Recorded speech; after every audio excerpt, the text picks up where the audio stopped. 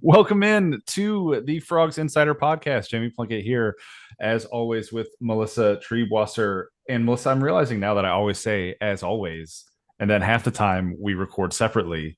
Yeah, I mean, like as always on this show so Yeah, on far, the main show, the I'm I'm main the I'm main gonna be stage. honest though, I'm still real shook by the cue the intro, the exaggerated exclamation mark, all bold, cue the intro. I like it, and I feel like it should be a regular part of the show, but it Okay. did throw me for a little bit of a loop. Well, if either of my children woke up when I just screamed that into the Oh microphone, yes, it'll yeah, be the first and last time that it happens. yep, But yep. you know, It'll be the first and last of a lot of things for you. mm-hmm. I hope you have a comfortable couch. Not really. The dogs sleep on it, but I'll tell Oh, them to scoot perfect. over. So Good. yeah, it's good times in my house. But yeah, so Melissa, TCU took down SMU 34-17 on Saturday afternoon, and it was official end, at least in Texas, of the false fall that we get every year Mm-hmm. because it was 102 degrees. It was miserably hot. I think it was up to like 115 down on the field. It was gross. Um, but you know, it was a win, and I But guess ultimately that's all that matters. in the hot weather, better to fry something up and we don't eat horse, but whatever you would fry in the iron skillet for beating SMU. So Did you see what the main account for TCU tweeted? Not the TCU Athletics or the TCU football, but just at TCU, the video that they tweeted no. out. It was Was like a it? tiny little Yes, iron I did. cast iron Yep. skillet, and then they put like a little horse shaped piece of butter in it. The most memeable of all of the memeables. Incredible. Just yes, I did see that. I thought it was delightful. TCU, like, obviously you don't necessarily want them to go with what they did last year because it was so unique to that situation with the super memey crazy videos, but I like the Mm-hmm. scaled back version that they've employed. Yeah. Like, just it's like Hypnotoad light, and I think it's appropriate.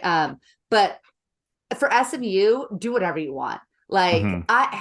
I cannot tell you the sense of relief I had. I did not get to watch this game in full. I was checking the score. I was coaching. I had 3 varsity games and 3 JV games on Saturday. So I was Goodness. kind of, yeah, it was a lot. It was literally 7:30 a.m. to 3:30 p.m. You can still, if you're watching this on YouTube, you can see where my face is still very pink.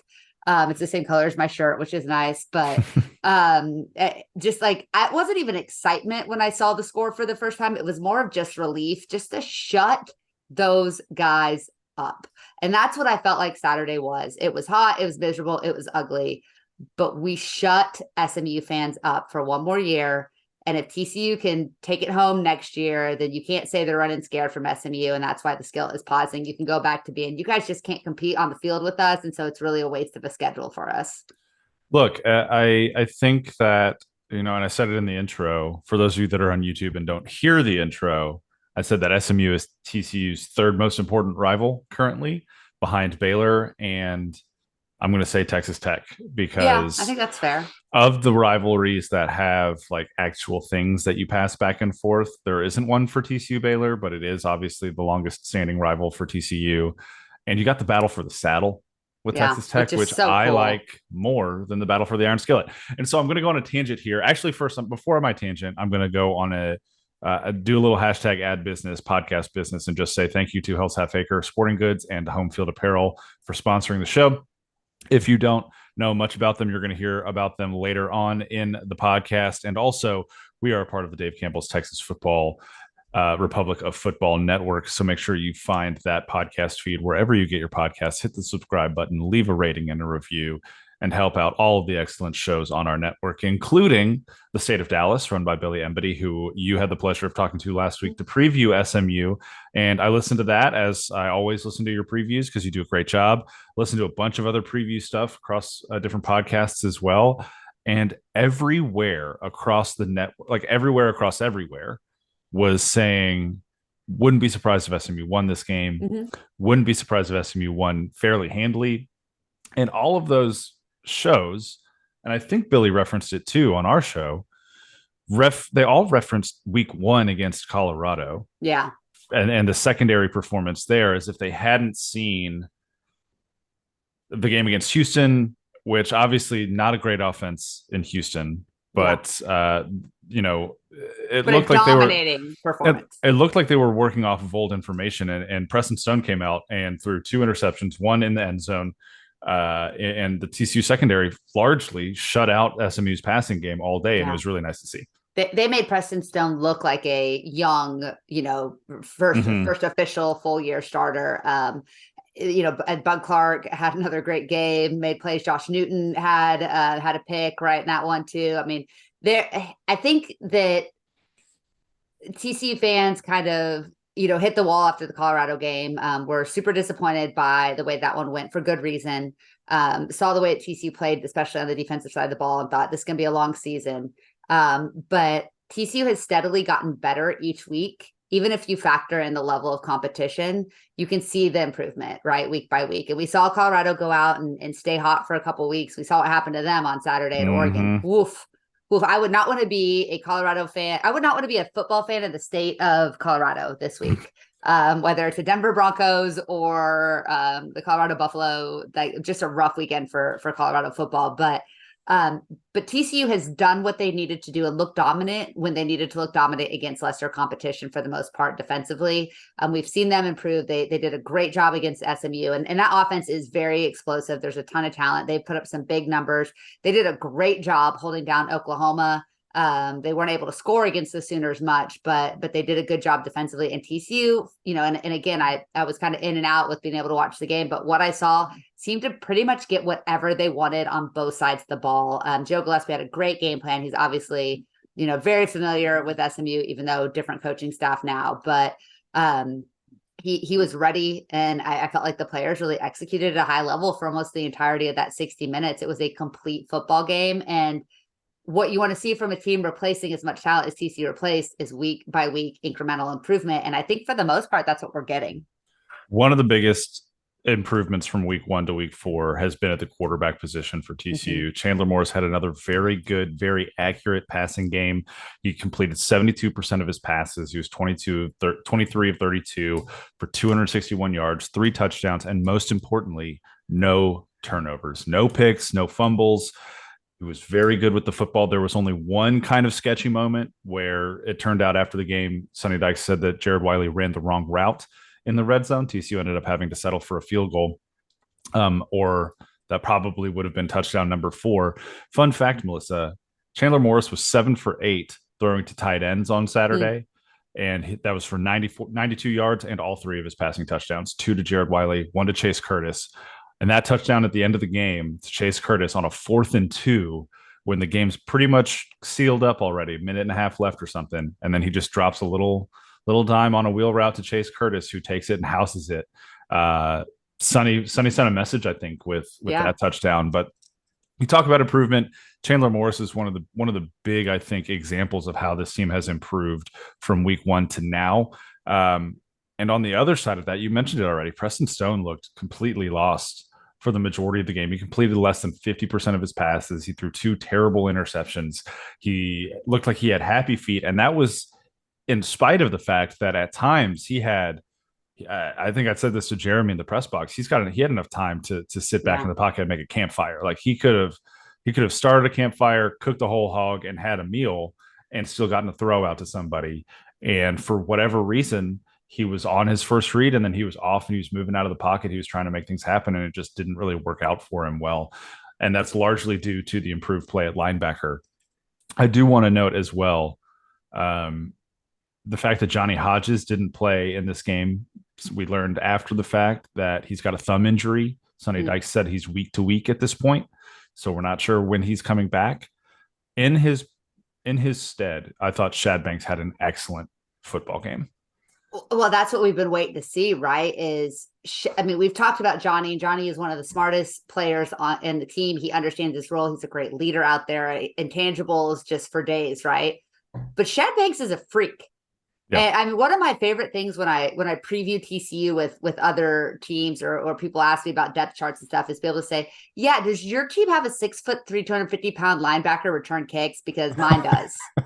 and the fact that dude can be back there in the kick return game as a linebacker is just because of his sheer athleticism and athletic ability. It's Now, is he raw? Is he disciplined? Is he going to do the right thing every time? No, but you cannot teach just raw speed and athleticism, and he has that for days. And in the biggest, probably the most opportunity he's had in a TCU uniform to make an impact, he took advantage of that and he made an impact in that game.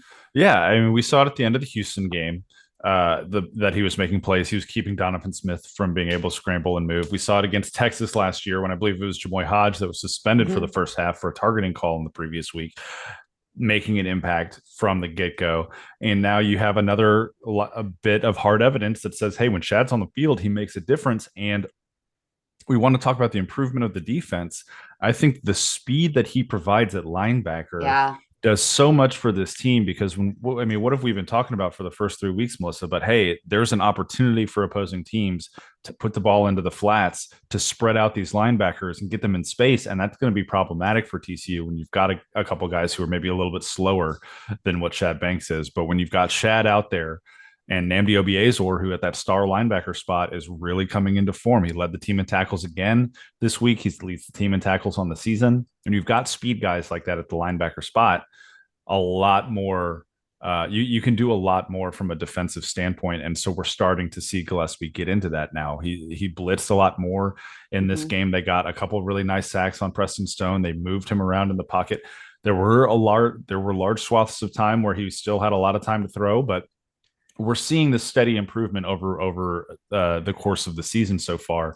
And now you have an opportunity with West Virginia coming to town, a surprisingly decent West Virginia team, to take another step in the right direction on both sides of the football.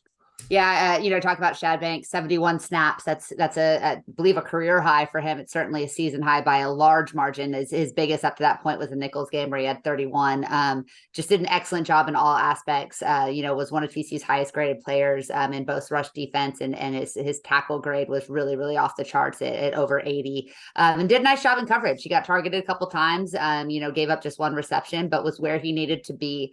And when TCU's defensive line is still not consistently generating a pass rush, against a better passing quarterback, the ability, like you said, for Joe Gillespie to make those adjustments and send those blitzes and have that athleticism on the field makes all the difference in the world. So it's going to be interesting to see, is this TCU has been pretty loyal to their veteran players and these types of situations with injuries. But if Shad continues to play at this level, you may have to see more situational substitutions as opposed to wholesale.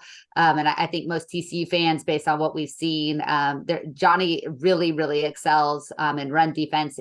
Situationally as a pass rusher, he's exceptional in those, third and short situations, those fourth and short situations where you kind of can predict what the offense is looking to do.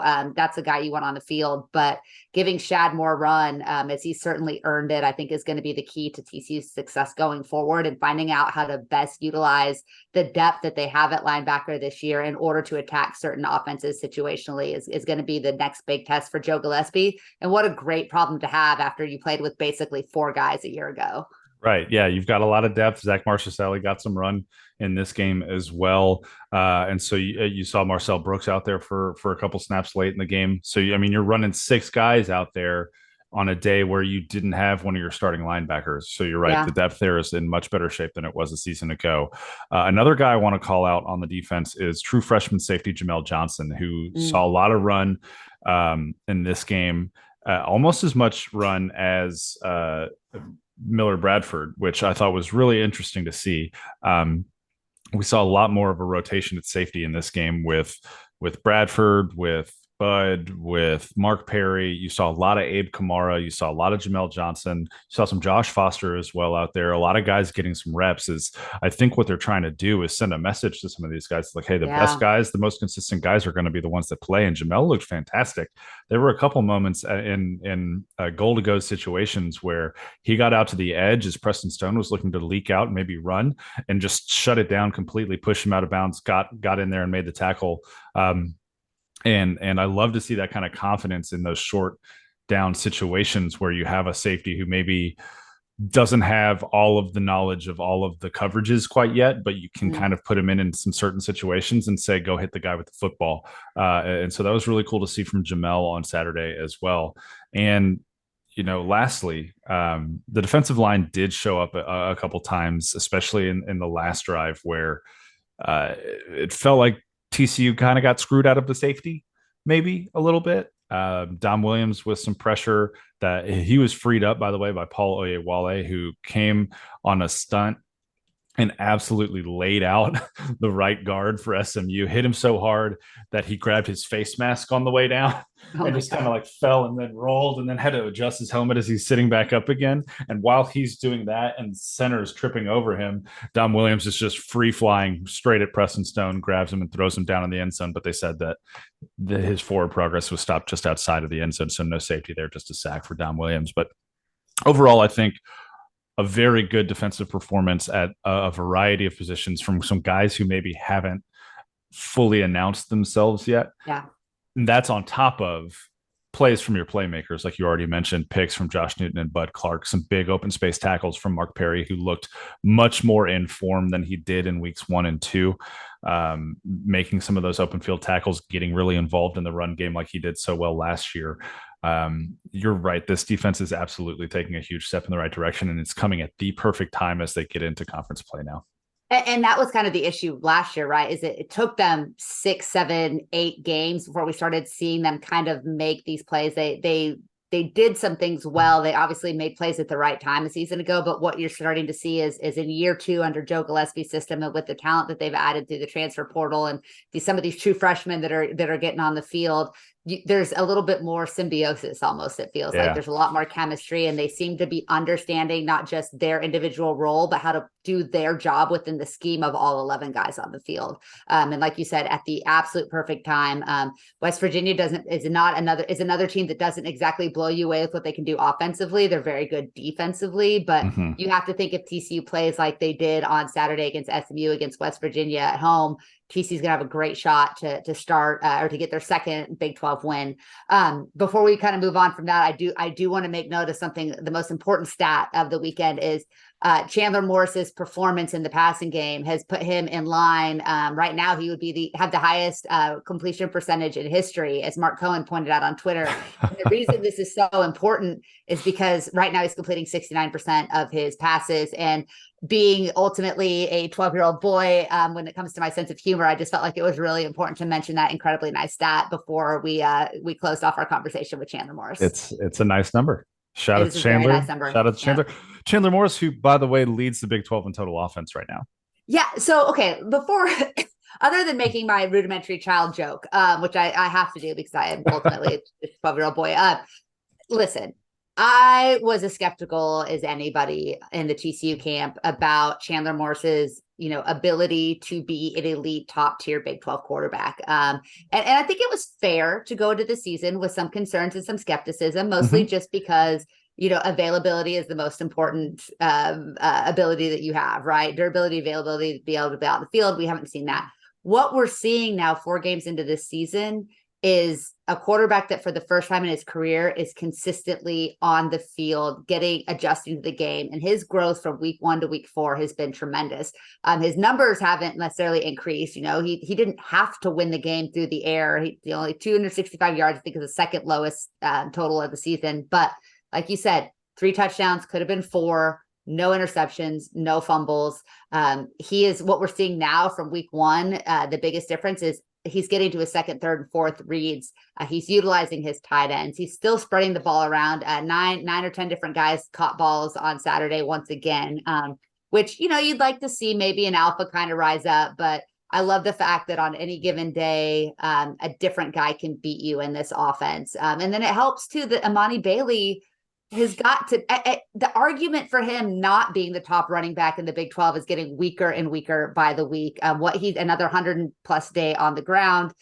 He's just so explosive and so dangerous in the open field, but he's also showing the ability to break tackles and to run guys over, and giving you just enough of kind of that Kendre Miller extra special stuff in this offense. It's really unlocking what Chandler Morris is able to do, not just through the air, but with his legs as well. So it's starting to hum. We're starting to get in a groove, and we're starting to see, kind of the Kendall Briles system develop and grow as the weeks go on. And Chandler's been really, really good. And I think it's, I think some of us have some crow to eat, and I'm one of those people. We're getting into the meat of the schedule now. Things are going to get tougher. West Virginia is the best defense that this team has seen, unquestionably, so far this season. But if he continues to do what he's doing, TCU's just right in the thick to be one of the top teams in the Big 12. And I think that's all we can ask for after, what we saw last year. Yeah, and I want to touch on Amani Bailey before I feed off of that last point about Chandler, because I think you're spot on there. I wrote a little bit about Amani over the weekend for hornfrogblitz.com for subscribers only, which means that, folks, if you're listening to this, you should know that Melissa can read it because she's a subscriber. I'm a subscriber, 100%. But if you're not on the boards, someday I'll post. The day is not that day. Yeah, it's not that important. It's not that serious.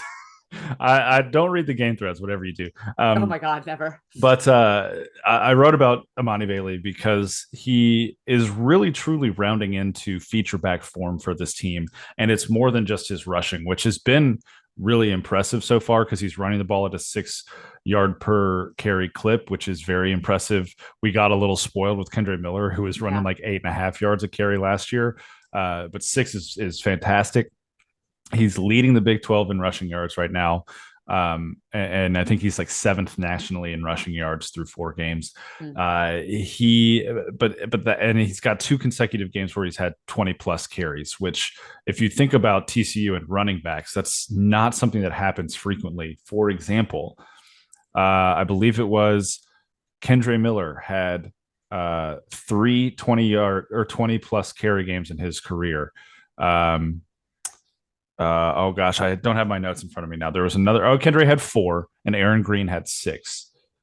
So those are 2 very impressive running backs who had that few number of games where they had 20 plus carries. There was one other running back Kyle Hicks had 3 games of 20 plus carries. Wow. Darius Anderson had 2, which Amani Bailey has done in the last 2 games. Amari DiMercato, who was here for forever, had 0. Zach Evans had 0 in his 2 years on campus. And there were a bunch of running backs, BJ Catalan and a couple other guys, who only ever had 1. And a lot of that is just a byproduct of the offense, where a lot of times TCU was kind of running back by committee. But that was also the plan for this year, right? You have Trey Sanders on your team. You have Trent Battle on your team, who I also want to talk about in a second. You have a healthy Corey Wren. You've got a freshman 4-star in Cam Cook, who's barely been able to see the field at all because Amani Bailey is doing what he's doing in the backfield. But beyond just the running, he's blocking incredibly well. And I said this on the midweek podcast the last couple times when I've been doing mailbags with folks, is they're like, oh, who are we going to see? Like, who's going to step up as running back 2? Who's going to step? So whoever blocks, whoever does what Amari DiMercato was willing to do for 3 years, which is, I'll be your 3rd down back and everyone's going to complain about it, but I'm going to be out there because I'm the best blocking running back that you've got. And that earned him the chance to do what he did last year and be the real number 2 running back to Kendre Miller, and then be the feature back for basically the majority of the Fiesta Bowl in the national championship. And so you've got Amani Bailey, who's not only running the ball really well, but now he's starting to block really well. He's catching passes out of the backfield really well. And if you've got a guy like that who can do all of those things, you don't need anybody else to carry a major workload. Now, you can still use guys in short down situations and other spots, but Amani Bailey is setting a tone for this backfield that we haven't seen from a TCU back in a long time. Do you get concerned? Like you said, he's leading the Big 12 in rushing. He's averaging 120 yards, over 120 yards a game. The next guy is DJ Giddens, Kansas State, at just under 106. His 81 attempts leads the league by 15 over Giddens. TCU's second leading rusher is currently Chandler Morris. And he has 29 attempts, which puts him, in the top 20, right at number 20 for rushing attempts in the conference. Do we get concerned at all with just the amount? I mean, right now, Amani's 81 carries are 7th in the country for as far as most carries. That's not what running the football in the college game is anymore, right? It's not usually a bell cow kind of situation. Now, Amani is built really well. He's very solid. He's been, knock on wood. It seems like he's kind of avoided the major bumps and bruises, although he's kind of played through a couple of things. Do you want to see, and you mentioned Trent Battle, but Trent Battle, Trey Sanders, do you want to see these guys get more run when appropriate, or do you think we kind of trust Imani and trust this coaching staff to make the right decisions to protect his body while still utilizing what has been one of the best weapons in the country at that position? Well, I think you're going to have to keep using Imani as much as you're using him, as long as he's the only running back that's blocking. Because there were a couple moments on Saturday where it was a different running back in the game, and there was either a blitz or a line call that freed up a defensive end or something where a guy didn't get blocked like he was supposed to by the running back, and Chandler Morris was running for his life. And there was one play, and I highlighted this in my article on Sunday, where it was Trey Sanders. There was a very clear line scheme where they were blocking down to the left, and the right edge, or I guess technically the left edge for SMU, was free. And that's Trey Sanders' responsibility to block that dude. And all he needs to do is get in front of him for 2 milliseconds to give Chandler time to get the ball out. He misses completely, gets sacked. Chandler gets sacked, helmet comes off, and he has to come out for a play. And so then you've got Josh Hoover coming into the game. TCU elected not to call a timeout. Hoover handed the ball off. Everything was fine.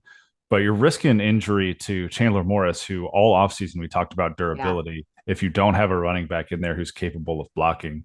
And so while I would love to see a guy like Trent Battle, who should have had a touchdown catch on Saturday, but for an off-target pass from Chandler, who had him wide open on another tangent, one of the best play designs I've seen from Kendall Briles this season. I want to see a guy back there that's not Imani Bailey really block well, and that's going to tell you who the running back number 2 will be on this team, is a guy who can go in and protect the quarterback, because that's as much, if not more important, than what you can do with the football in your hands, as far as I'm concerned.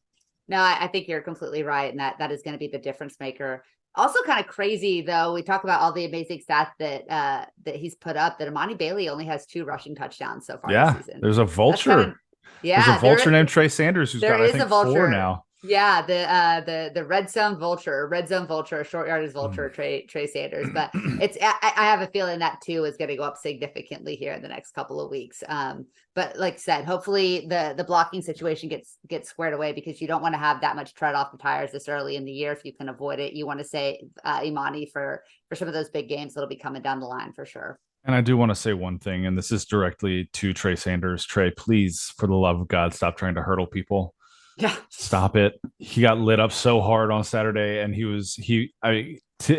to Trey's credit, he cleared the guy he was trying to leap over, and then he immediately got smacked and put on his back from about 3 feet in the air. Trey. We love that you like taking the hits again and you're seeking out that contact buddy, but we just want to keep you on the field. 10 toes down. 10 toes on the ground, and just start there, please. Not 0 toes on the ground. At least 5 at all times, okay? Because otherwise we're going to have to see what Trent Battle and Corey Wren can do a little bit more, because Trey Sanders will be on the sideline. Speaking of sidelines too, Jack Besh in street clothes in this game, so he didn't play at all. Dalen Wright dressed out, but I don't think saw any snaps in this game. So you were talking earlier, Melissa, about the number of guys that caught passes, and that's without 2 guys who, at least in the first few weeks, had made a pretty big impact on this offense. So just another testament. Blake Noel gets involved, got 3 catches. Major Everhart has 4 catches. You like you mentioned, Chase Curtis had the big touchdown and a couple of catches. It's really cool to see guys like Blake and Chase, who have been in the program for a long time and have really paid their dues without getting much opportunity, really start to carve out a role in this version of the offense, and seem to be guys that are getting a lot more snaps, guys that Briles, the offensive staff, really trust. And it's fun to see those, because they're both kind of freaks. Yeah. Like they're just big, really athletic, kind of lengthy, gangly dudes that can really run. And so it's awesome to see them carving out a role and finding a spot and being effective in this offense after, multiple years on campus for both of them. Yeah, and Sonny called out Blake Nowell specifically in post games too, as a guy who he said has tremendous patience. He's been patient. He's put the team first, and now he's getting rewarded for that patience. And I'm so really that, happy for the guy that comes to Big 12 Media Days every year, specifically to ask about Blake too. yeah, the Oklahoma kid. Yeah. Yep, yep. Like for what 4 years now, we've seen this kid at Media Days ask about Blake, and Sonny and Gary before him. We like the kid. Gary, I don't think had any idea who he was. But Sonny, so I think we like the kid. It's got to be cool.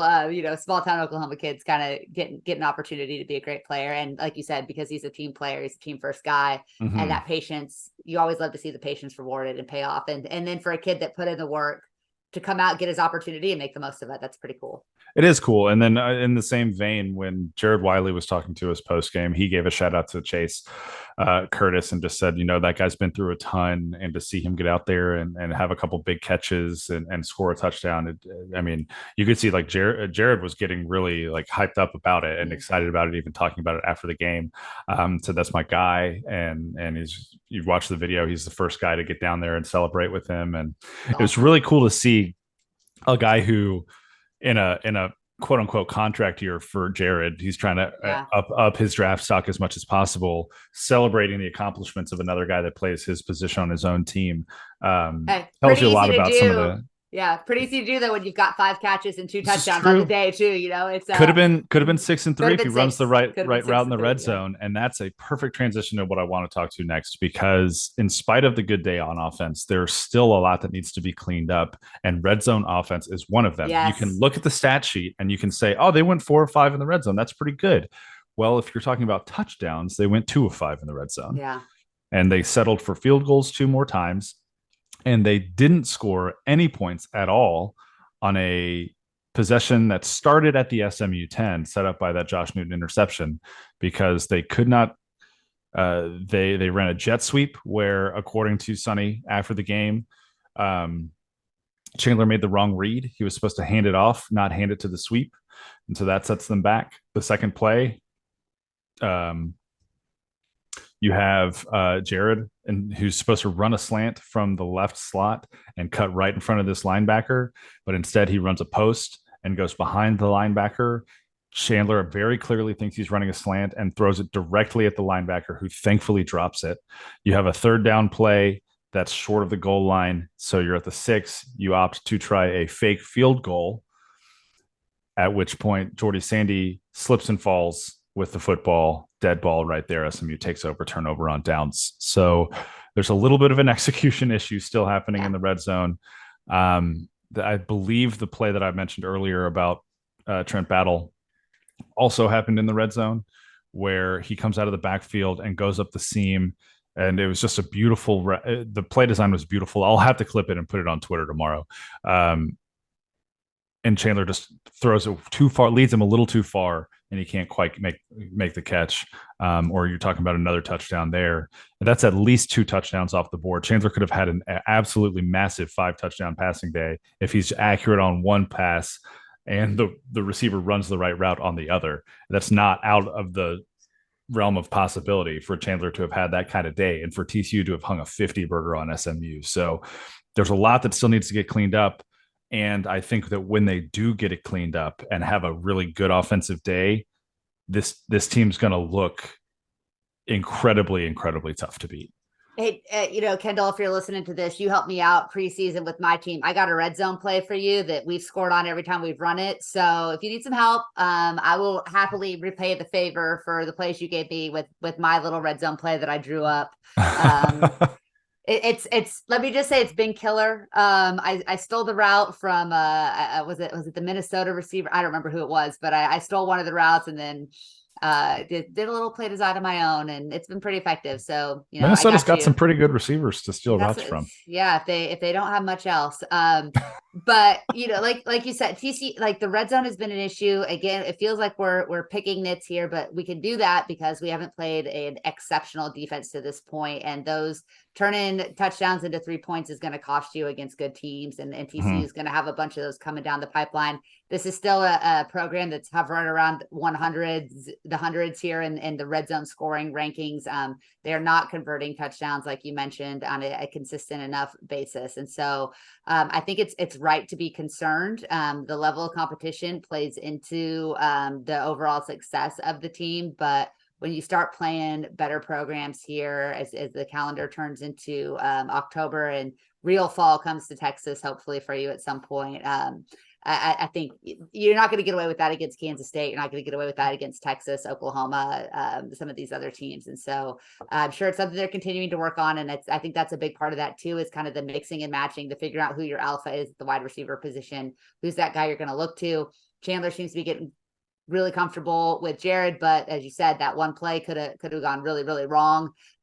Everybody's got work to do, and that's, it's the most important area on the field for an offense, and it's the hardest area to score on for an offense. And so like you said, if they get that cleaned up, I think the sky's the limit for what this group of skill position players can do on that side of the ball.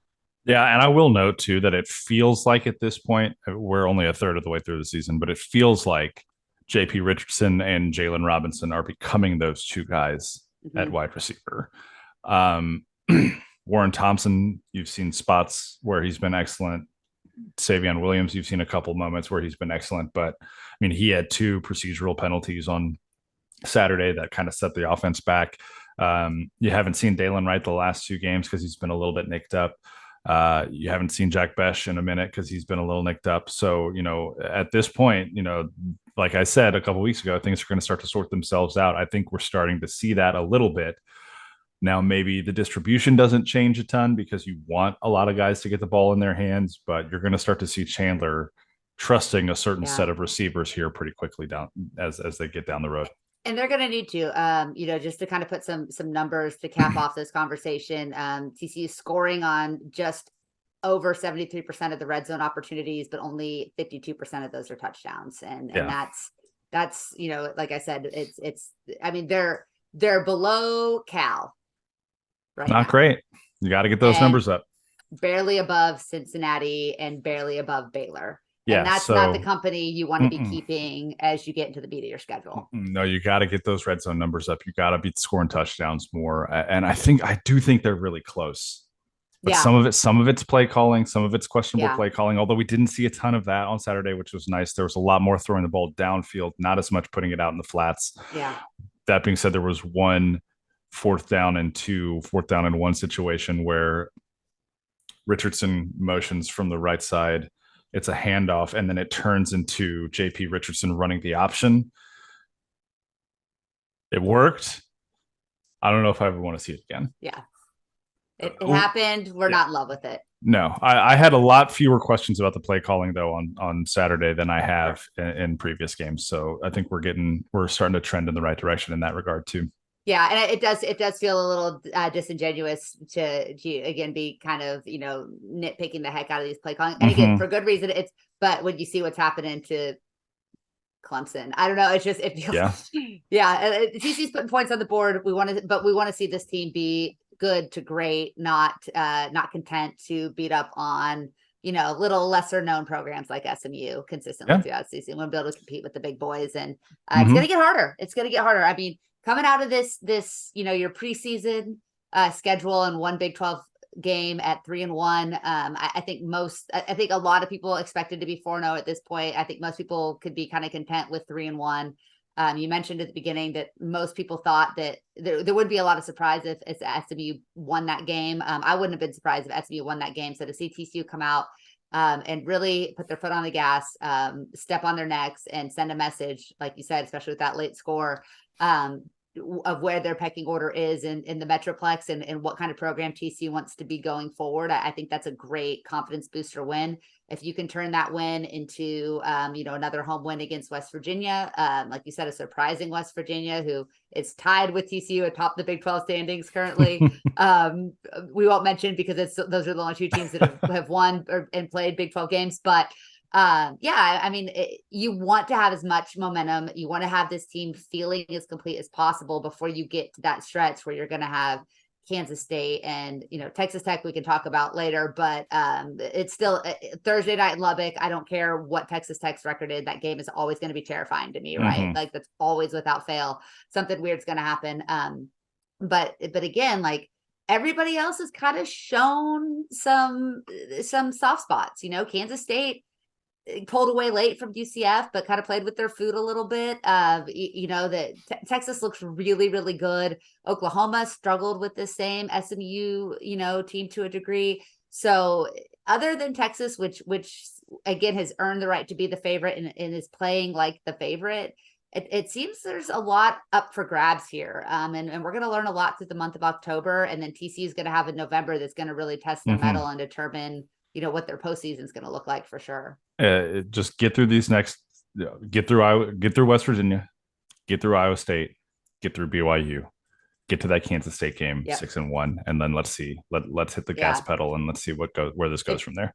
If you're 6-1 going into Kansas State, I don't think you can ask for much more. Even 5-2, you're still in a really good spot. But like you said, those are really winnable games. Those are the games, if you want to be a Big 12 contender, you have to finish the job. Yeah, just take care of business. You are going to be the better team on paper. Yeah, all 3 of those weeks, you are going to be the favorite in those games. All 3 of those weeks, do what you're supposed to do and win those football games. And by the way, at that point, TCU will be pretty much exactly where you and I said they would be by the Kansas State game, which is 7-0 or 6-1. Yeah, we said at worst they'd be 6-1 going into Kansas State. And that's exactly what they will be if they take care of business the next 30 weeks. And, we can make the argument that, hey, they should be 7-0 or 4-0 right now. I think they should be 4-0 right now. But they didn't take care of business week 1. And that's on the players. That's on the coaches. That's on everybody involved, right? For not making adjustments at halftime, for however big of a challenge it was to piecemeal film together, all of the things that you want to say. They weren't ready. They didn't win that football game. Since then, they've looked ready every single week. They've looked more ready and more energetic every single week. Yeah. And if that keeps going in the right direction, then I think that this team still has an opportunity to do a bunch of the stuff we thought they would do when we were talking about them in preseason.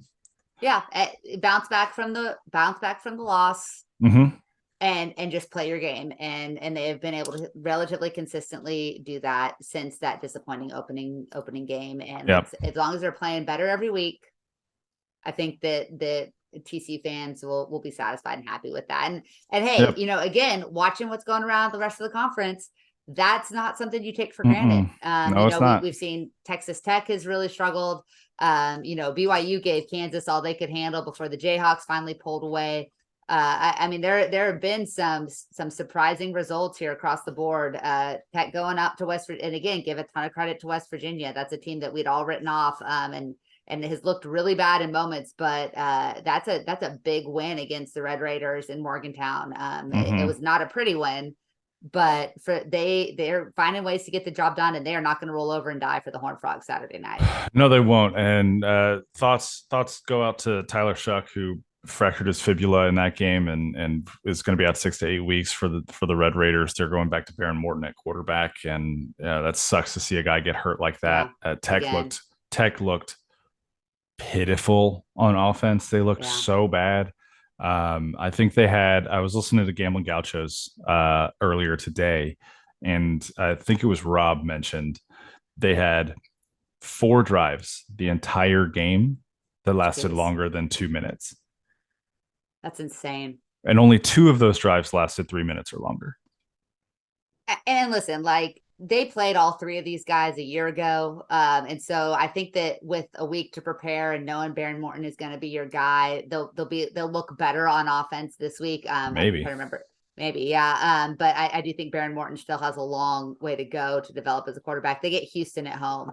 So that is the cure for your ills, is get to play the Cougars. Hey, Donovan Smith revenge game though. Yeah, that's true. That is true.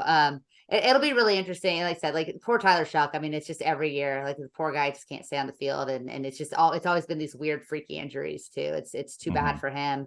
But yeah, it'll be interesting to see if they can kind of regroup. There's still a ton of talent on that offense. There is so much talent on that offense, and that defense, like West Virginia's offense, not super elite, but they still held them to 20 points. That defense is good. So we'll see what the Red Raiders do here over the next couple of weeks without their quarterback. But it's kind of like you want to, I wish TCU was getting them now and not, not 6 weeks down the line. But it's that was a team that had so much hype going into it, and now they've suffered kind of 3 really devastating losses at this point in the season. And It's hard. It's my favorite Gary Pattersonism of all time is probably it's really, really easy to prove him wrong. It's really hard to prove him right, and Tech got the pressure of a prove him right season, and it's been hard to live up to for the Red Raiders so far this year. Yeah, I can't remember what we took on the over under of their wins, but I'm pretty sure it was set at like 7.5, and I don't know how they get there now, sitting at 1-3 already. I'm pretty sure I took the over on that, and it's going to be tough.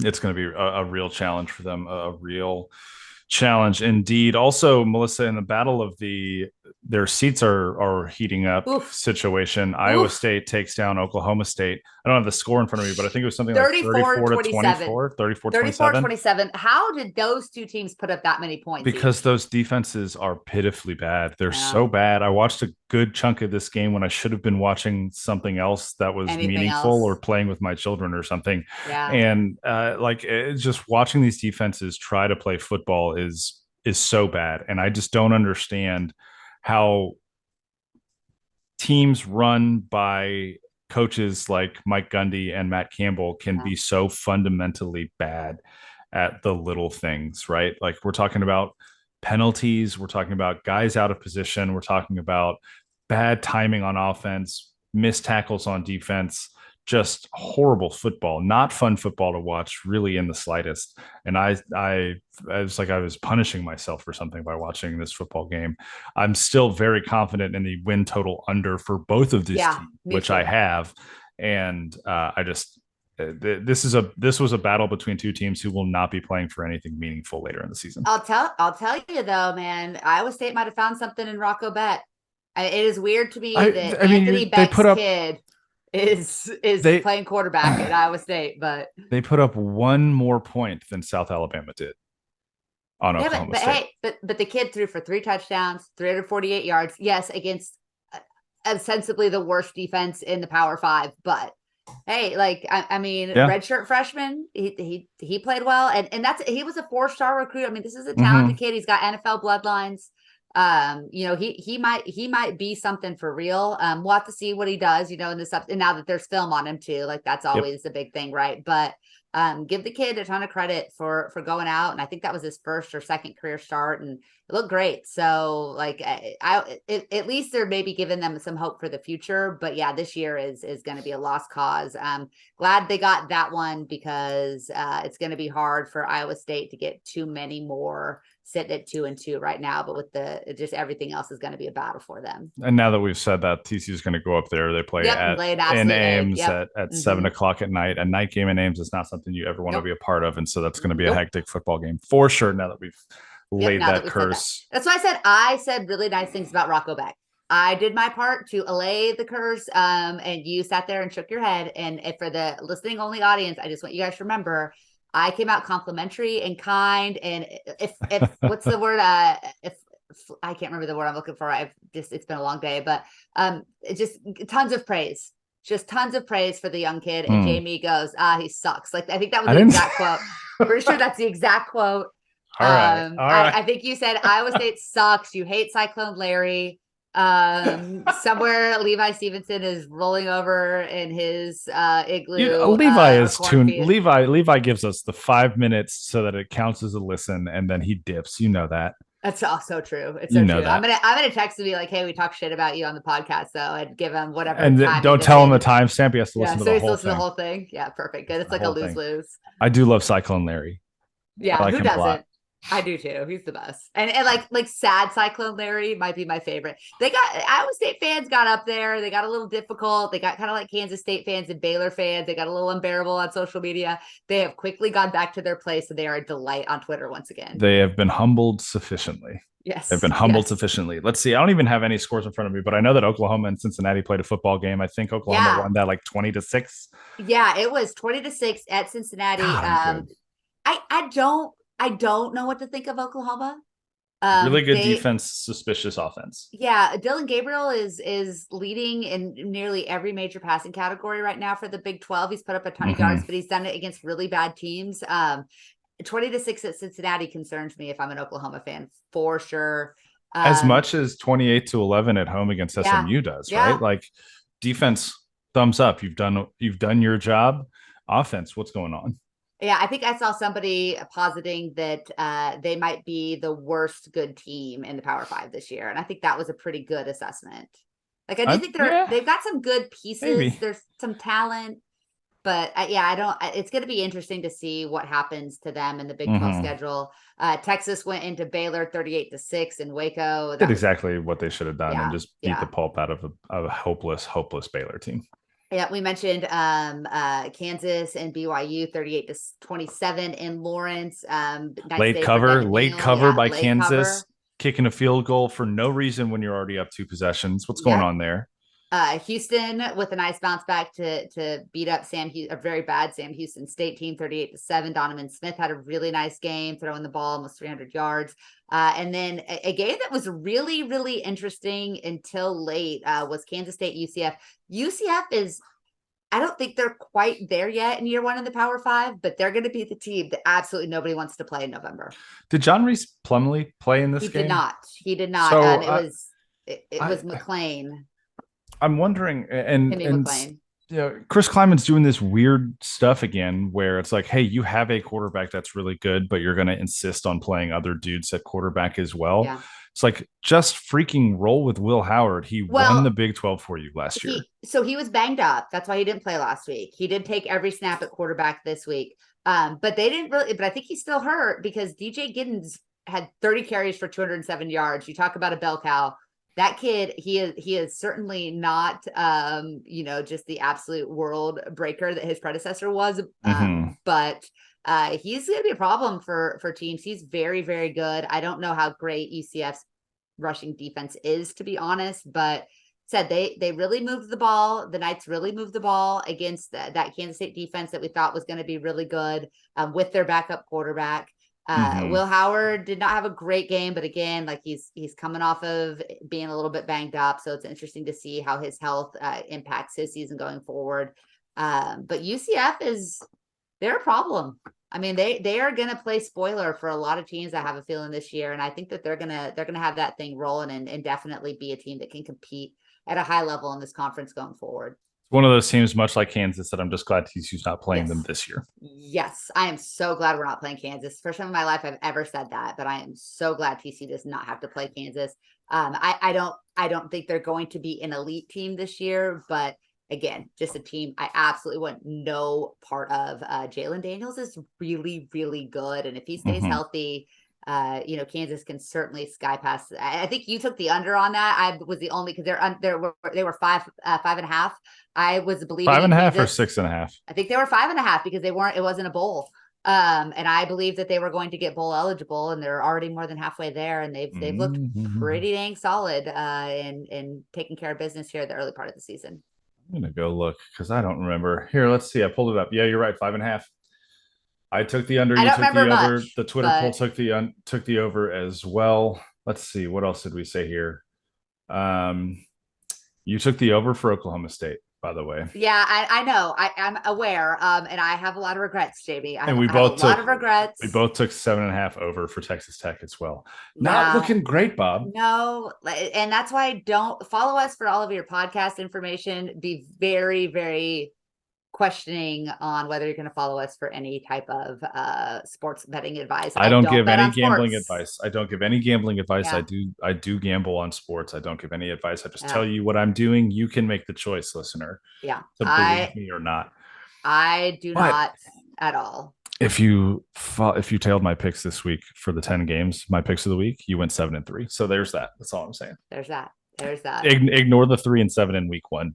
Yeah, it balances out. You're still ahead. 10 and 10. Let's go. You're splitting. Okay. We're going to move on to some other things here in just a second. But first, I want to tell you guys about our good friends over at Home Field Apparel, the purveyor of some of the softest t-shirts and hoodies I have ever experienced in my life. You guys know how much I love my Big Sky hoodie. I wear it regardless of the temperature outside or inside. It is so comfortable. I have slept in it before and then woken up and just worn it the rest of the next day because I'm kind of just a gross person as well. But it's the hoodie that you never want to take off because it's just that comfortable. If you want to participate in the purchasing of Home Field Apparel clothing because they are so comfortable and you've taken this as a ringing endorsement, go to homefieldapparel.com. plug in the code frogs15 and you will get 15% off of your first purchase and 10% off of all subsequent purchases. That's frogs15, and that'll get you 15% off of all the TCU gear at homefieldapparel.com. That is one bet you do not need to hedge. Nope. You can trust us on Home Field Apparel. Tail that bet all day. It is college week at my school, and on Friday it's in the 70s too. This perfect. I think the bomber jacket might be coming out Friday. Bomber jacket. Obviously the joggers aren't appropriate, but the TCU joggers super comfortable as well. Yeah, the bomber jacket's making its appearance Friday afternoon. I have a feeling you'd love to see it. I'd love to see it. You absolutely love to see it. Melissa, you know what else I love to see? What? The size of TCU's basketball team. So good. Like you sent in the group chat just a statistic that blew my mind that I would love for you to share with the listeners. I sent it in the group chat. You're talking about the size. The height of the basketball team? Yes, the height of the basketball team. Are you talking about my tweet?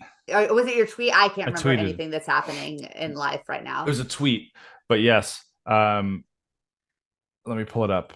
So they did team photos recently for men's and women's basketball, and the hoops team posted theirs. Men's team posted theirs today, which is so fun to see Jamie Dixon with just a big grin on his face holding a basketball in the front row. Yep. But if you look at this photo that TCU basketball retweeted, and I quote tweeted it, Emmanuel Miller, who was one of the tallest players on the team last year, he's 6'7" power forward, looks short in the back row. Now, I do think Micah Peavy has grown a little bit because I'm fairly certain he and Emmanuel were about the same height last year. He looks at least an inch taller.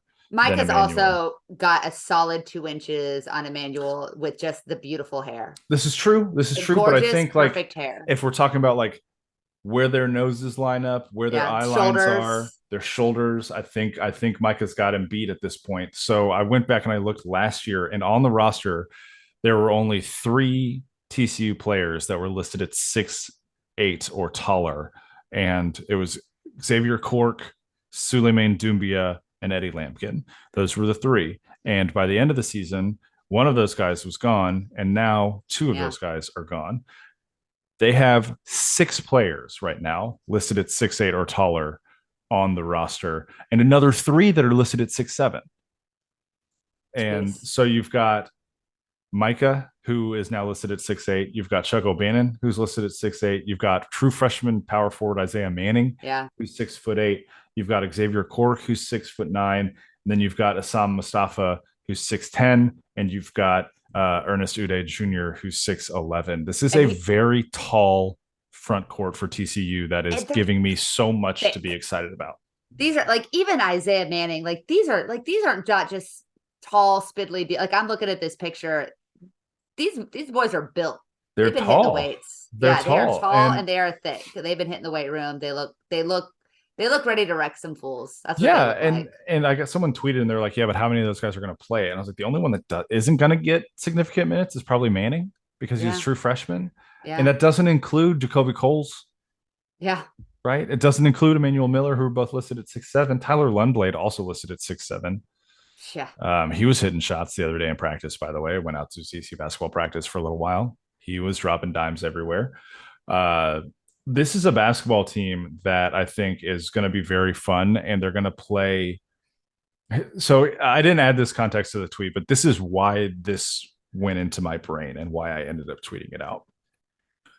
Jamie Dixon hangs his hat on his team's ability to rebound. And last year we saw a TCU basketball team that was surprisingly bad at rebounding. Like, their numbers dropped pretty steeply from 2 seasons ago in the rebounding category, especially on the offensive glass. And now you've seen him in the portal go out and get multiple guys who are 6'9" or taller. You're bringing back guys who are also front court athletic wing guys. You're bringing back a power forward in Emmanuel Miller, who was your leading rebounder last year. I'm very excited to see TCU basketball almost kind of get back to its roots in a way this season, because they're going to crash the glass so hard. Like, you went out to a practice when you were in town for the Colorado game. how hard these guys are getting after it on the Yeah. boards, even in just in 5-on-5 in Yeah. practice. An inter squad. It's like I said, the combination of the size, the commitment to crash through the glass, the pressure that Jamie Dixon puts on that. There's still some holes, right? There's Mm-hmm. still some skill holes with this group, but I think with the size and the energy level that these guys play with, they can make up for a lot of offensive issues, a lot of half court issues by getting second chance opportunities, second chance points. And you texted me the other day about just how dominant Ernest Uday looked in the paint, Mm-hmm. and we've been really excited about what he's going to bring. If you've got a dude that can crash the glass inside, that can make those second chance opportunities to hit those second chance shots, you can make up for a lot of missed outside shots. And I think the shooting will be better this year. Probably still not to the level it needs to be for this to be a truly elite, TCU basketball team, but it's going to be tough. I mean, the Big 12 slate is going to be absolutely brutal this year. This conference is so deep and so good. But I think TCU has the pieces to be enough of a problem in that conference that they should be able to earn themselves a great seed in the NCAA tournament. And maybe this is the year we finally get over that first round hump and get into the Sweet 16. I mean, they look like a tournament team. Mm-hmm. They look like a Sweet 16 team, like you said. So if some of those shots can fall and they can get the good guard play that they need, then this is a team where the sky really does feel like the limit. It does. And speaking of conference schedule, it is releasing on Tuesday. So by the time you're listening to this episode, you should be able to go on Go Frogs and see TCU's Big 12 conference schedule. Also, the Big 12 and the TCU using the Taylor Swift meme from Saturday has just made me love this conference more to announce the So Big good. 12 schedule. It's just So so good.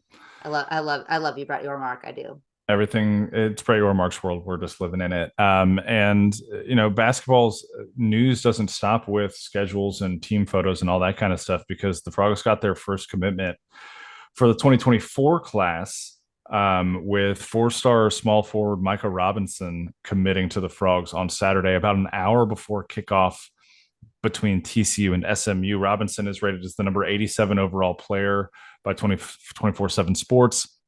He is, I believe, the number 6 overall player in the state of Virginia, and is a top small forward in the rankings as well. This is a kid who had been to TCU multiple times. I've had, I think, 4 or 5 chances to talk to him at this point. It was down to Virginia Tech, Vanderbilt, and LSU. And he was originally, Melissa, supposed to make his commitment announcement next weekend. But he canceled his trip to LSU, which was supposed to be this weekend, and committed to TCU instead. So the Frogs did a phenomenal job recruiting him. He was a top priority for this class because he has everything that they love in an athletic wing defender. And so they've got a guy now who he's about 6'6", 210, got an incredible wingspan, very good athlete, who they know can come in and fill a wing Micah Peavy kind of role where you know what you're getting defensively, especially on the perimeter. You've got a guy who, with the ball in his hand, straight line dribble, can get to the rim and create for himself a little bit, a lot like Micah. The development aspect is still that jump shot, scoring away from the rim, that kind of stuff on offense. But he can run the court. He's an athletic defender. He's a great rebounder, scores around the rim. Everything that TCU loves to have in that wing three spot. And this is a huge get for Jamie Dixon and for the coaching staff. Another, a kid who's a Frisco native, but is at Oak Hill Academy. So, he's playing at the highest possible level for high school basketball right now. Oak Hill Academy obviously has a long and illustrious history of sending top talent to both the collegiate basketball and the NBA. And so this will be a kid that he said still has a lot of developing to do, but could be an early contributor for TCU, if not as a true freshman, then certainly in year 2. And the Frogs lose a lot after this season. Like it does feel kind of like this is the window, right? We've kind of been in like a 4 or 5 year window where you kind of had Des Bane, then Mike Miles, and now you've got all these seniors and all these veterans around. You want to make a big jump this year, a big leap this year in order to recruit the kind of guys that can continue, make sure that this thing continues to roll. You do. And obviously the portal is still going to be a big factor. And I think that uh, I think that what Jamie Dixon is going to do is hit the portal, especially for some more guards, some veteran leadership at the guard position. But, when you've got young talent like Chase Posey, who I think is going to work his Yeah, it's way gonna into be some so playing good. time. Yeah, I think you're I'm right. really, I was, like I I was said, so impressed with him. I was So out of impressed with practice the him. other day, and he looked phenomenal again. And I made eye contact with a member of TCU staff, and he just kind of looked at me and nodded and smiled. And I had a conversation with another assistant coach who was just like, "This is a guy that I don't know how we're going to keep him off the court." Yeah. They're very excited about what Jace Posey offers as far as athletic ability. He's probably, and this is not an understatement, it's going to sound like an exaggeration and like I'm blowing smoke and I'm getting people hyped up, and I'm hesitant to do that because of the week 1 of football and all that kind of stuff. Sure. Jace Posey is probably the best jumper I've ever seen. Hmm. Like, just the springs that he has for legs are so wildly impressive for a guy his size. Like, he can jump with forwards and pull down rebounds, and it's Yeah. just his leaping ability sets him apart. And beyond that, I mean, he's an incredible talent on the basketball court. So I think that there's real possibility, especially in that non-conference slate, to see a lot of Jace Posey on the court. They're going to give him some run and see what he can do to contribute to this team. So you've got a guy like him that you're trying to develop. Isaiah Manning's probably going to get some non-conference run as well as a true freshman. And then you've got some guys that are building blocks for the future, along with Micah Robinson, whoever else they add in this recruiting class. You go supplement with the portal like you have really, really well the last few years. I mean, Dixon has shown that he's very capable of getting top talent out of the portal. And I think that this is a window that they can kind of just perpetually prop open by the level that they're recruiting high school talent at right now, plus supplementing in the portal. I think that this is a really fun run that TCU basketball is about to go on. Yeah. And after all that we've endured as TCU basketball fans, Oh, isn't it nice? do you remember the Jim Christian years? Because I do. I do. I remember playing in that Fort Worth like community, that yellow gym, playing Kansas, and that was pretty terrible. Yep. I also got to experience the Billy Tubbs years, so I really feel like I've been through. Like I saw TCU, make the tournament for the last time in 97, 98. And then got to see them make it back 25 years later. But now it's the first time where you look up and you just kind of expect TCU to be good every year, and that's really fun. It's a really nice place to be. It is. And there was another kid too that they're recruiting really hard who was on campus this weekend. Another 2024 kid. His name's David Punch, which is just an awesome name. And the best part is that TCU's got a puncher's chance to land him. Yeah. But so David Punch was on campus. He's a 6'8". I hope your kids woke up with that. Jeez. No, I hope not. He's like a 6'7", 6'8" power forward, big kid. He was in town taking in practice. He went to the Iron Skillet game, had a chance to catch up with him. And he's from Harker Heights, so like Killeen, outside of Austin area. He's about a 2-hour drive from Fort Worth. He's a kid who's really interesting because pretty much the rest of his offers are up in the like East Coast, Northeast, right? He's been on a visit to Penn State. He's been on a visit to NC State. He's going on visits to Virginia, Virginia Tech, and Virginia Commonwealth. He's got an offer from Xavier, right? And so all of these other schools kind of out of state have paid him a lot of attention. He hasn't got quite as much attention from in-state. He does have a Texas Tech offer and a couple other in-state offers as well. But this is a kid who I think he's like, I think number 107 in the class for 2024. He's number 5 overall kid in the state of Texas, who said to me multiple times throughout our conversation over the weekend that he really liked that TCU was close to home. In fact, I think I included in my write-up the quote that he said, which was, that's really good. They're the only school that I'm looking at in state that's really good for them. Something along those lines. And so this is a kid who, TCU really likes, who they're also, in really good with right now. I think Punch said that he and Coach Tony Benford talk pretty much every single day at this point. So another opportunity to add a 4-star kid who, by the time rankings are finished shaking out for the 2024 class, might be another top 100 kid as well. Not to mention, you've had guys like Nick Cody, who's a top 40 recruit in the class, on your campus multiple times. Houston's going to be hard to beat for him, but Micah Robinson's a really good friend of his, so that plays That in TCU's helps. favor, Yeah. right? They're really good buddies. They've talked about Micah Robinson told me they've talked about playing together in college if they both feel that the same school is the best fit for them, right? Mm. And so there's an opportunity there to maybe land Nick Cody. Trent Perry, a combo guard from California, has been on campus. It's probably down to TCU, Colorado, and either USC or Oregon for his services.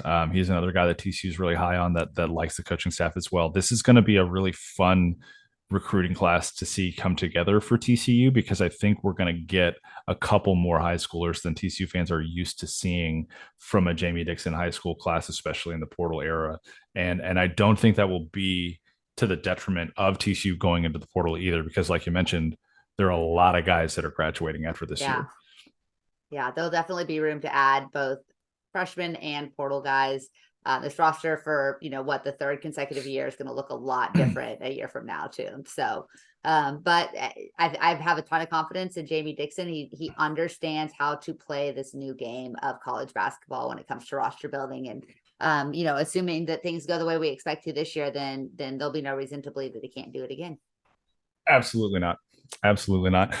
Melissa, we have two sponsors to this show. We do. And we got to talk about the other one. Hell's Half Acre Sporting Goods. Our good friends over at Hell's Half Acre have some of the coolest TCU merch that you will ever see, with your own two eyeballs, or one eyeball if you've got a patch or something, if you're a pirate.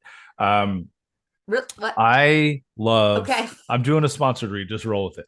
I love the football polo that they dropped right before the season started. There's still time to get it if you haven't yet, and TCU has plenty of home games left for you to rep what I think is one of the coolest polos I've ever seen. If that's not your style, go for the baseball one, because baseball practice kicks off in about a week. You're going to want to get ready early, get that baseball polo, plus snag some tailgating apparel, snag some home tailgating stuff, right? Get all your home goods ready to rock with the right TCU logos, the perfect TCU branding that you need to be ready for every game day, whether it's football, basketball, baseball, equestrian, beach volleyball. Get those bags out, play some cornhole while you're tailgating for the beach volleyball matches this spring, right? Home field, or not shit, Hell's Half Acre has you covered for everything that you need. Jamie's playing hurt, guys. So we're struggling. And it's been a very long. We are an hour 20 minutes into this thing somehow. Back spasming again. I had back spasms all day Sunday, which is why people didn't get a Monday morning quarterback from me today, and why we're recording this podcast a day late. So yes, I'm playing injured. I'm like Derek Carr out here right now. I'm missing passes left and right. Jamie's getting old is what's happening. Also, I just realized that I had my running back notes in front of me this entire time. Okay. Yep. Shewa Walana Loa, BJ Catalan, and Zach Evans all had one game of 20 plus carries, if you were curious about that. I was. I'm glad that you managed to put a button on that one. DeMercado and Sean Nixon both had zero. Yeah. Zero is about the time you have left, I think, on this earth. I mean, on this podcast. Jamie guys, just give him a hand, clap him on the back, put a message boards post together, thanking him for his service in this difficult time. Jamie's getting older by the day, and he's almost catching up to me. And so, as he told me when he described his back pain, I said, "This is just the beginning, my friend. It only goes downhill from here." So, yay! Look, I've still got enough energy to pull out all those old Western Virginia emails and tweet them out, which I'm going to try and do every day this week. I think we need to make the Wednesday show just a best of Western Virginia. I might just, in lieu of a mailbag, I might just read Western Virginia emails for an hour. I would love that. I would absolutely love that. I'll have a preview, talk to our friends over at the Smoking Musket, one of my favorite groups of SB Nation folks over there. So we'll have a preview for you guys on Wednesday if we turn our attention to West Virginia. Great win for the Horned Frogs, 34-17 over SMU.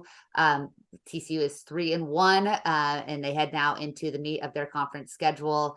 Start with West Virginia and a 7 p.m. Blackout game, all black uniforms for that one. There have been some classics between these two teams that don't really hate each other, but tend to play really, really chaotic football games nonetheless. Do you think Chandler Morris and Neil Brown are going to high five at some point? I don't see Neil. I don't know if Neil Brown probably doesn't know how to do a high five. I could see him going like for tens. Like he's kind of a dweeb, which is fine, but like he's a not the dweeb. cool. He's a He's not the dweeb cool who Mike has. McDaniel dweeb either. He's a dweeb who has poured cold water on his hot chair, though. I will give him credit for that. Yeah. Let's see if TCU can heat that bad boy up again this weekend. Let's do it. All right, everybody. Until next time, go Frogs. Go Frogs.